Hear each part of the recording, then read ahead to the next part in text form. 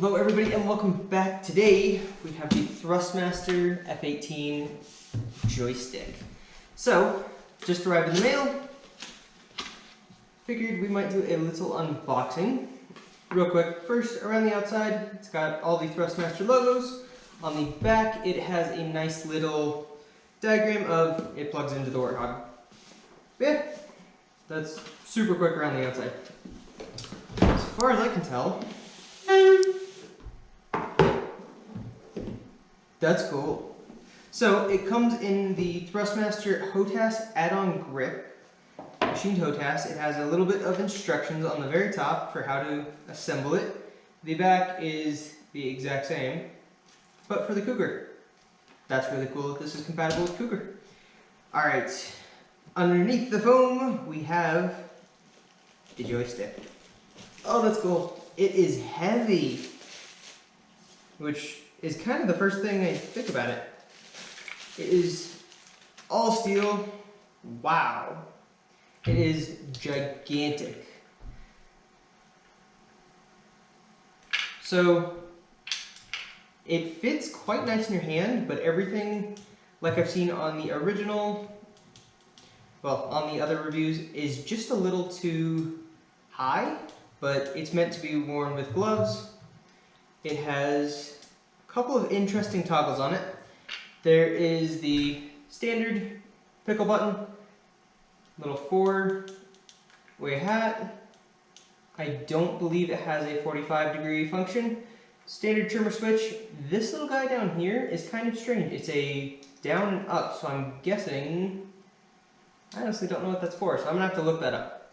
Then there's a little button down here, which I believe is a timer. I'm probably going to use that as a master arm type switch. Nice little pinky switch for the nose wheel steering.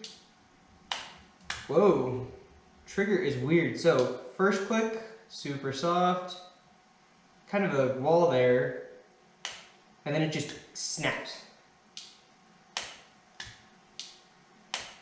It kind of sticks a little going out, which is strange, but yeah.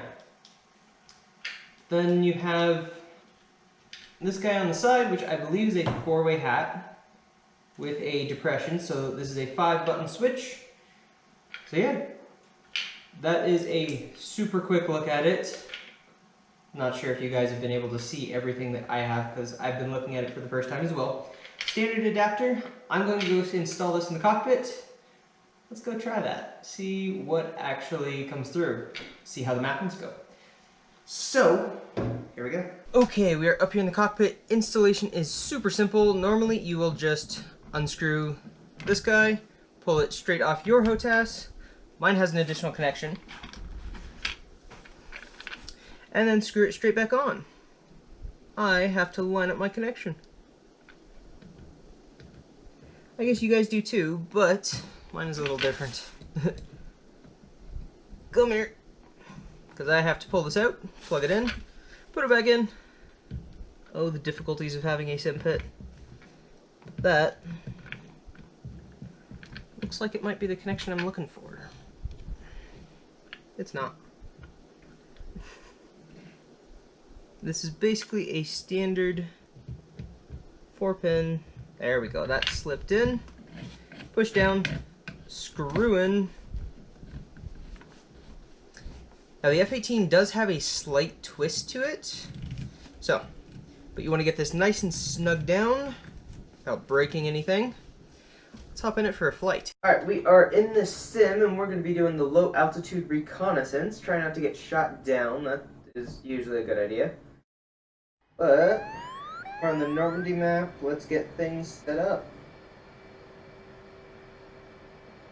So, waypoint mode, auto sequencing, 17 miles. Let's put up the SA page. Good. Here, let's do stores page. That should be fine. Head on. Bypass. And we'll go air to ground in a minute. Flaps half, gear down. Burners are now lit. Thick as comfy. Off the deck, gears coming up. Rolling over. I want to switch to Vero mode.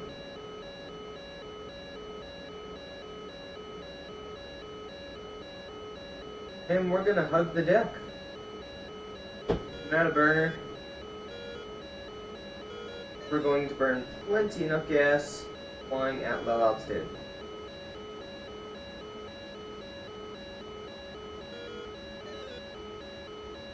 I haven't actually done this mission before, so we'll see if I actually survive it. Gonna kick in the air to ground mode, flaps up, arms are ready. Put the early warning on the HUD. PSA page, sneak through these SAM sites real quick. These anti-air.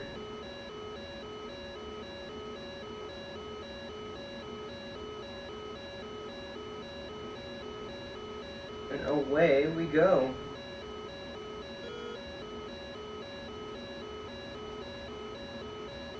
Auto sequencing. Up the range a little bit.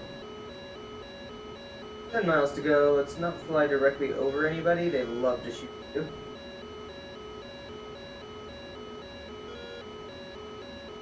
Interesting place to put the master arm button, which I had it on the toggleable. I think that's actually a timer switch.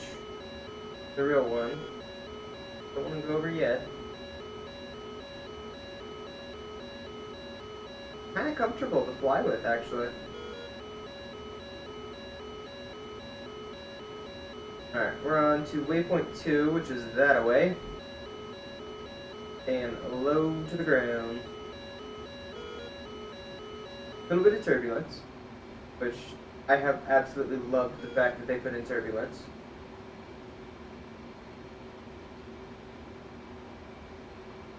Hope nobody shoots me. On point 1 reached. Great, that's an airfield. Deviate a little bit left so that we don't have those guys popping rounds off at me. 14 miles, so as long as those guys aren't 14 miles out, fine. There's that guy. And low. Very, very low. Doesn't shoot at me. Whoop. We actually hit the house with the tanks. A little right.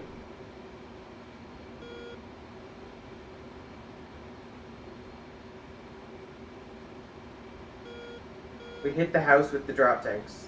That's never a good idea. There are so many people that want to shoot at me. German bypass. Oh boy. Those are SA sites.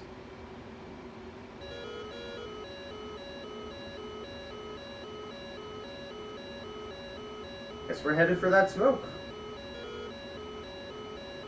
Are they pinging me? Yeah, that was low.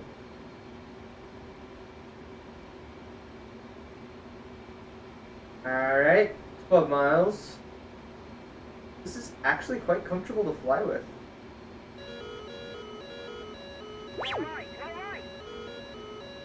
Point 2 reached. Recon point 2 reached. Somebody keeps pinging me. Alright, here comes a ridge. I'm gonna go over it, roll over if we can. Drop for the hills. Not hit anything, please. Oh, good lord. Cut that one a little close. The next waypoint, there are so many either SAM sites or just something. Constant lockup zone. Wouldn't mind silencing it, but we probably shouldn't. As for the stick feel, it's a little kind of awkward to use. My middle and ring finger fit perfectly. Fire. My middle and ring finger fit perfectly on this, but my pinky kind of sits off to the side. 1.3 reach, that's a fire. But yeah, so they sit off to the side, which is not the most intuitive because I can't really grab on with them if I need to. But they sit on the ridges really well, so that's a perk, I guess. My finger sits on the trigger, which is both, again, perk and downside. With how heavy the trigger is, though, I don't think there's any risk of accidentally discharging anything. All the buttons are reachable, but you have to shift your hand up a little bit, which is not necessarily a problem because of the curve. Oh, it looks like a 15 up there shooting it. Well, 15 point. Navigate away. Waypoint.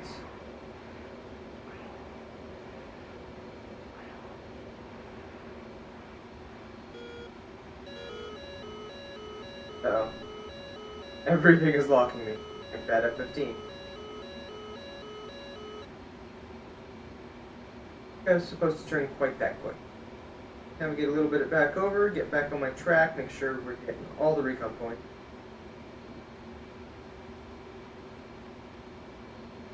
Cool forest, though.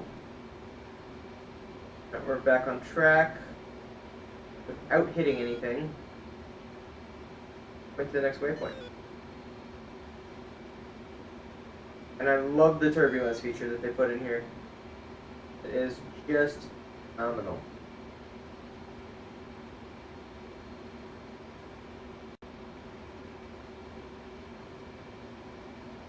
Alright, there's our waypoint. Let's steer over so that we can actually maintain a decent track.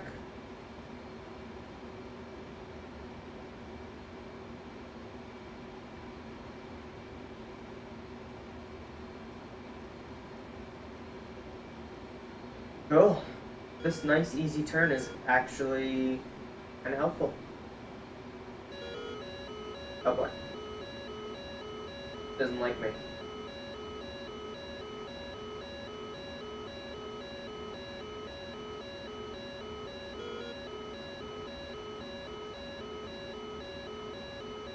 There's smoke over there.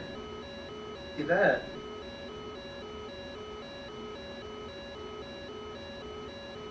Slightly off course, but not much.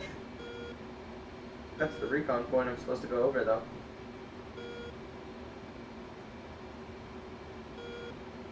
Wow. Can't tell if those are forest fires or another type. Like fuel or aircraft, something like that. Or not to die. Or pull too many trees in any direction. We're definitely headed for those fires.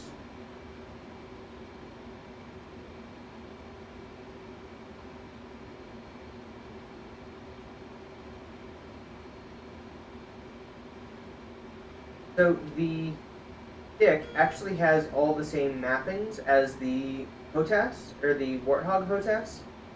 So you do have to figure out a balance between the four-way hat switch up on the top left, next to the trim, for both aircraft.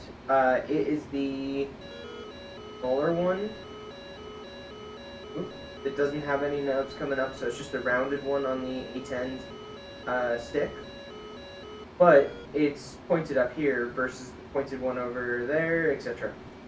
So that'll take a little bit of getting used to. I have that mapped to something a little different than what we six. Okay. Moving on to the next point. Anyways. So you kind of have to find a balance between the two if you want to actually use both sticks at the same time. Well, in a similar time, be able to swap back and forth between the two and have some of your controls the same, or else you have to remap every time you do it. It is always an option to save. Boy, so many SAM sites. And also air cover.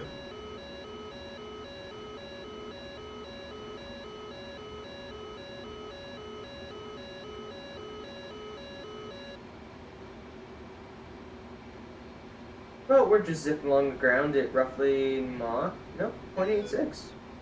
Not super fast.